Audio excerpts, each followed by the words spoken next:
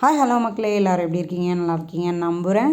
So இன்றைக்கி வந்து என்ன வீடியோ அப்படின்னு பார்த்தீங்கன்னா, கீரை சாதத்துக்கு ஒரு சைட் டிஷ் பண்ணியிருந்தேன். அது என்ன சைட் டிஷ்ஷுன்னு வாங்க பார்க்கலாம். 3 வாழைக்காய் எடுத்துக்கிட்டாச்சு, தொலியை சீவிட்டு அதுக்கப்புறமா வந்து இந்த மாதிரி ஃபிங்கர் சிப் ஸ்டைஸில் நீங்கள் வந்து நீல வாக்கில் வந்து கட் பண்ணிக்கோங்க. ஓகேங்களா?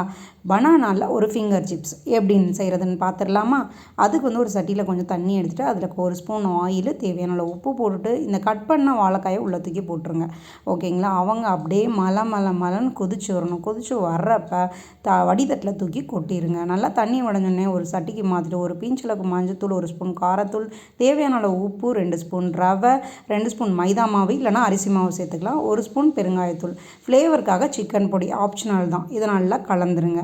ஒரு சைடு கடாயில் வந்து ஆயில் ஹீட் ஆகிட்டுருக்கு. ஸோ ஆயில் நல்லா ஹீட் ஆனோடனே இது ஒன்றா எடுத்து ஃப்ளேமை வந்து லோவாக்கிட்டு இந்த மாதிரி கை வச்சுட்டு போட்டுருங்க, தனித்தனியாக வர மாதிரி. ஓகேங்களா? அப்புறமா ஃப்ளேம் வந்து ஃபுல் பண்ணிவிடுங்க. ஆல்ரெடி வந்து கொஞ்சம் கொதிச்சு வெந்ததுனால ஈஸியாகவே வந்துடும்.